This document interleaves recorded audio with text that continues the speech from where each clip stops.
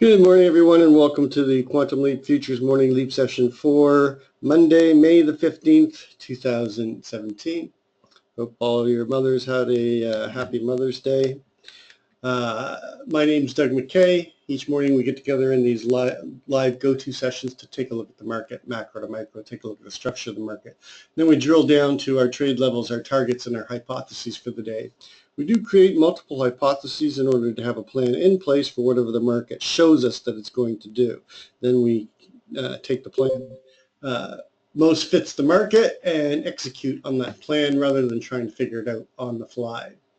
This is a subscription room. If you're interested in checking it out, please send me an email at quantumleapfutures@gmail.com. There's no website. There's no blog. This is not a commercial venture. We do everything here in the go-to live during the pre-market session, and then we do live trading and analysis during the course of the trading day. Please read through the disclaimer. Nobody at Quantum Leap is a certified trading advisor. We are retail traders operating within a self-organized learning environment. Past performance is not indicative of future results. Any trades that you see in Quantum Leap are for education purposes only. Please trade your own due diligence, your own trade plan, and your own risk metrics.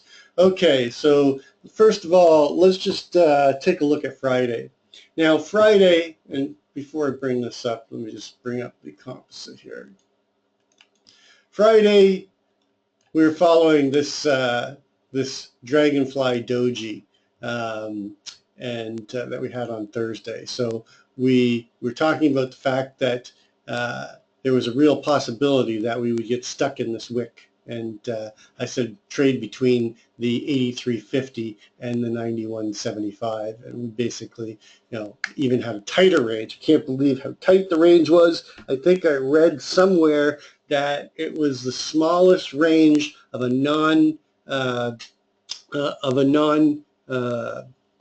holiday session in 3 years. I'm not sure if that's an accurate statement, but hey, anytime you're trading under 6 points on the RTH session, that's a tough day. And you can see that the profile itself, if I bring the profile to the front, you had a perfect Gaussian distribution. Just perfect bell curve, and they were accepting that price at the 87.50. Overnight, we've moved up higher. We held that 87.50 overnight. We went down to 23.88, and so far we've pushed up to 23.94.50. And we're doing a lot of trading around this 91.75. We're spending a lot of time in this in the 90 to 92 area, and it's becoming significant in terms of time. But going back to the Friday, you can see that we opened up inside of this value area, and we spent the whole day in the value area. There's not much to talk about here. It was, it was just an absolute grindy, crappy day. We did get a neutral day. We one-ticked the IB high late in the day to give us a neutral day, so we could see another neutral day. Taking a step back, let's take a look at the calendar for today. The Empire State Manufacturing came out very weak. It was expected at 7.2, previous 5.1, came out at -1. 10 o'clock, we've got NAHB, Housing Market Index, and then there's really not much going on the rest of the day. We do have TIC long-term purchases, and we do have Great Britain May speaking at 3 o'clock, but pretty light news today. It's not a real big news week again. Tomorrow we've got building permits. That's going to be the big one. On Wednesday, we have crude, and again, not a lot of other. Thursday, we have unemployment claims, Philly Fed, natural gas. We've got Draghi speaking at 1, and then on Friday, we've got just basically Canadian news. So another light week. Earnings, there's not a lot on the board, but what has come out so far has kind of been a mixed bag, but across the board, the big names have not really had any major misses that I've seen so far. I did take a look at the COT, Commitment of Trader reports that came out on Friday. I don't completely think it's representative for what happened the rest of the week, but the key point here is that commercial is net negative, more net negative this week. The large spec is net positive, and basically you can see that retail is coming in to just slightly net positive. And what we really want to see to get a better indication that we're going to get a downward move, so we want to see the retail get net positive and the large spec get net negative. So this is not telling me that we're going to get any major downturn at the moment. So just keep that in mind. And it's pretty indicative when you look at the buyers. They just keep stepping in. Now, can we chop in this 60, 70 point range and do nothing for a little longer? Absolutely. Key line in the sand still going to remain the same. I'm actually moving it down slightly. I'm going to go down to the 90 and a quarter. We're back up. We're creating this. We're maturing the auction right here versus up here at the 94. So I think that we could spend some more time chopping in this 91 to 92 area as they mature this auction here, and they're creating this distribution zone here. And there's a little bit of undetermined value between 92.50 and 91.75, and they'll probably smooth that out before they make the next major move. Let's step back, just take a look at the macro to micro. I like to start my day looking at a 9 EMA, 20 SMA. I'm looking for slope and separation for the strength of the trend, where the trend will be challenged, any type of candlestick or chart patterns. There is a interesting inverted head and shoulders that I'll show you for, I think it's on the 1 hour. But the monthly, we're trading near the all-time highs. The all-time high is not 2401, it's 2403.75. I don't know why my paper money is recording it as this. It was put in on the last Sunday, Globex. Our month open is still 2381.50. Our week open, going to the week, our week open this week is 2388.75.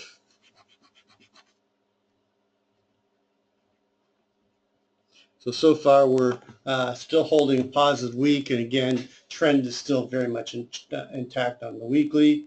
Oops. On the daily, you can see that we're almost creating this this flag pattern for another move up. This is not telling me that we are seeing a lot of weakness here. In fact, we're more likely, okay, to resolve and break out of this balance to the upside still.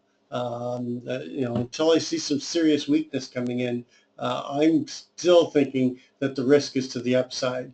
We are testing the 9 EMA. 9 EMA is around that 2389.75. If we do break it and move down to 78 and a quarter, we still have the naked cross down here, but it's still looking somewhat positive. We do have a definitive upper trend line that I'm going to be keeping an eye on here. Any break above the 94 area, then I think we can release to the upside. Going to the 1 hour, and you can see this is basically consolidation sideways. A little bit of a cup formation here on the 4 hour. It's the 1 hour I was looking at. You can see that we've got a inverted head and shoulder here that we're breaking,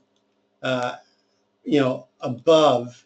We want to see this line hold now, and a move up. There's actually even a bit of a cup and handle right here.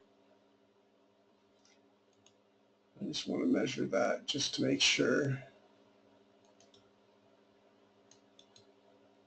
Yeah, it's valid. And just to give us an idea of possible extension.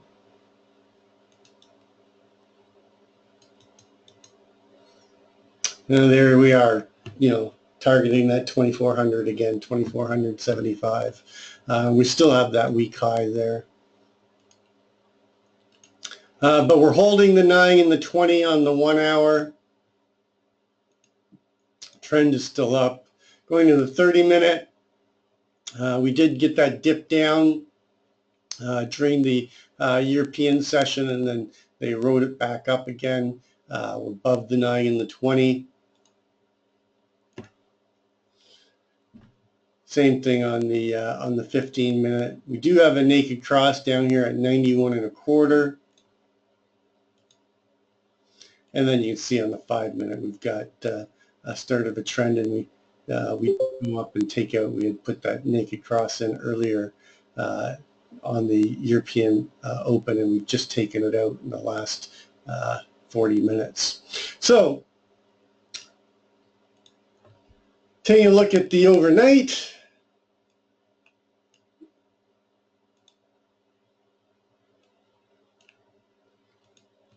You can see that we opened up inside of range that tried to break out, came back right down to where they opened, and then we've just been pushing up, and we've got a double top here at 94.50.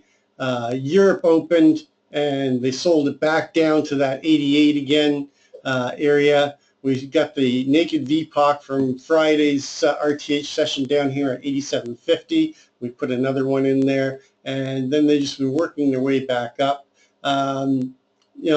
Inventory is basically about 80% net positive. So we do have to watch if we do get below the 88 area that we could see some longs that are caught in the hole, and they might have to liquidate, and we could get a bit of a sell-off. But overall, I think that they're holding value pretty nicely. I think we could see some heavy rotations today, as we fight this area. But I think we could get again another day of trading back and forth between that 83 and that 94 area as we chop. We are going to open up outside of range and outside of value, so let's start moving our numbers over. Our overnight high is 94.50. Our overnight low is 88.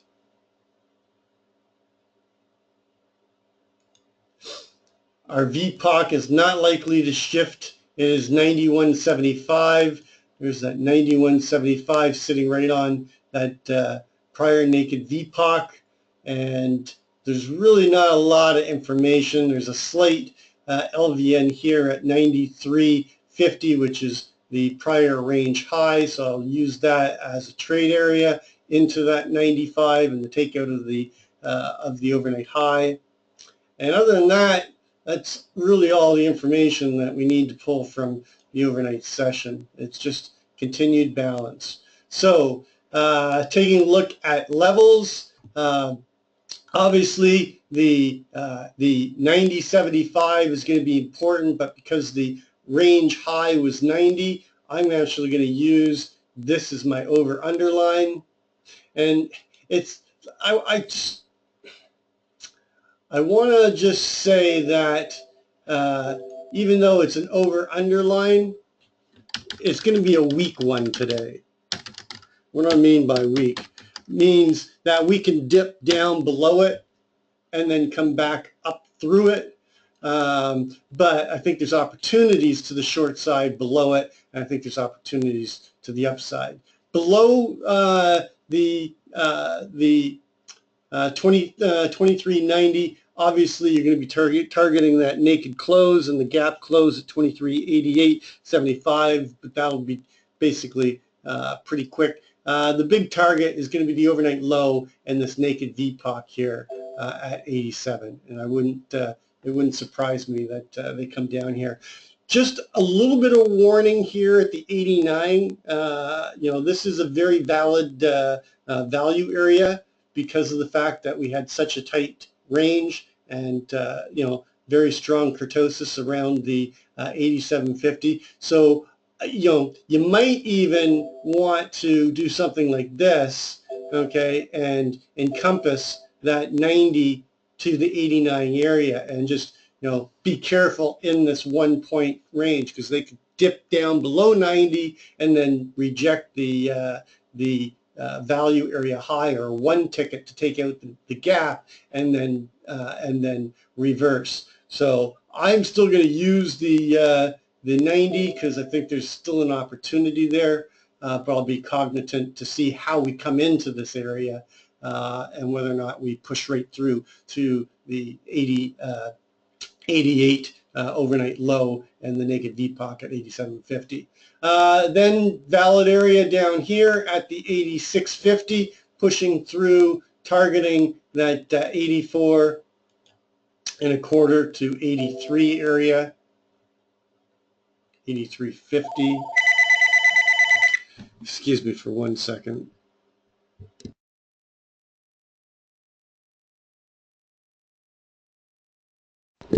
Sorry about that. Where was I? Oh, so we have the 83.50 area, and then below it, the value area low is down here at 79.75, and we've got the range high here. So those are the levels. The daily ATR is running at below 15 again. We're down to 1420 on the daily. So off of the high overnight of 94.50 minus the 1420, our downside daily ATR is at 80.30 or 80 and a quarter. And off of the overnight low of 88, our upside daily ATR is 24.02 and a quarter. All right, so that's all the levels. What is my hypothesis? Well, anytime we open up outside of range, outside of value, we have to look for the possibility. Oh, we should just check this out too. We're going to have a gap, so I want to see what the half gap fill is. 92.50, thereabouts. Again, you can only approximate this because of the fact that we still have time left. I don't know where we're going to open up, but approximately the half gap is going to be 90.75. And again, this might shift, and we do have a naked close there as well.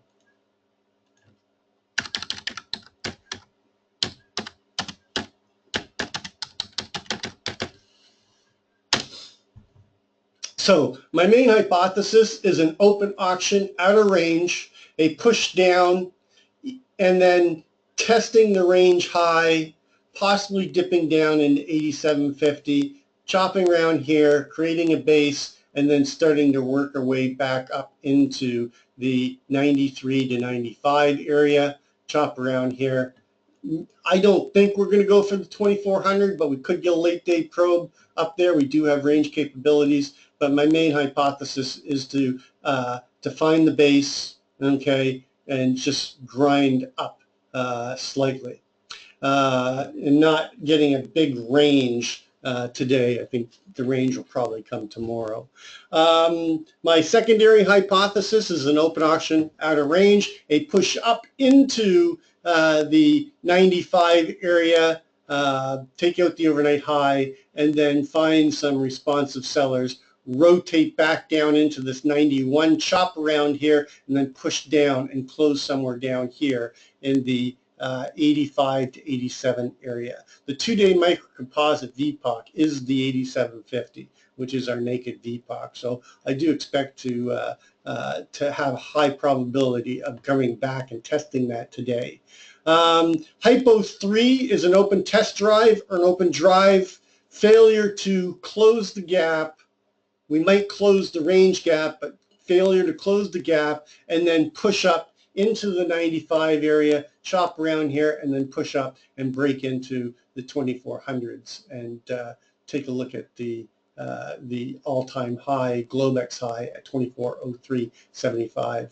And then Hypo 4 is an open auction, okay, out of range, and then sideways consolidation and fight the range level and basically just get stuck in this wick yet again. Maybe even the upper side of this wick, but just sideways as we mature in around this 92 area and fight the 90.75. So basically sideways consolidation again. My alternative hypo, okay, which I think is the lower probability, is an open auction out of range, failure to break above the 95, find responsive sellers, rotate down into the 87 to 85 area, chop here, and then fail and push down and come down and test this lower, microcomposite value area low down here in the 79s and close somewhere between the 79 and the 83. So those are my main hypotheses. Gold continues to find some strength here. They did break above that 86. Let me bring up the gold composite.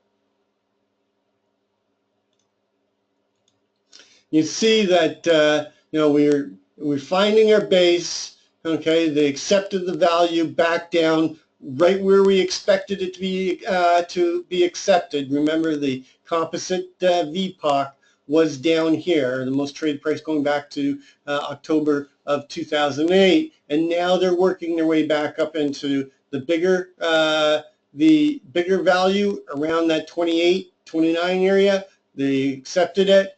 2 days. I'm sorry, this should be 2 day. 2 day accepted it at the same spot again, so I thought that was a 2 day, so let me just get rid of that. But the 36 area I said is important because it's the value area high here. So we just broke above it. What I'm looking for is if we can hold this value now is to slowly work our way back, and the main target above is the 50% retracement of the significant breakout candle, which is this candle right here that we put on May 3rd, and that 50% is 47.10, and so it's just above this this 46 area.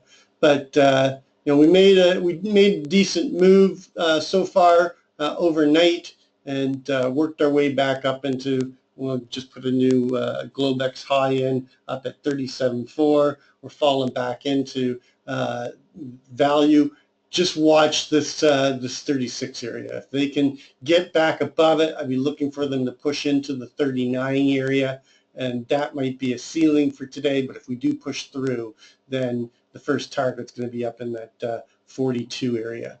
If we fail to get back above this 36, then I think they'll work their way back towards this 29. I'm thinking 30, 32 area would be a good target if we can't hold above the 36.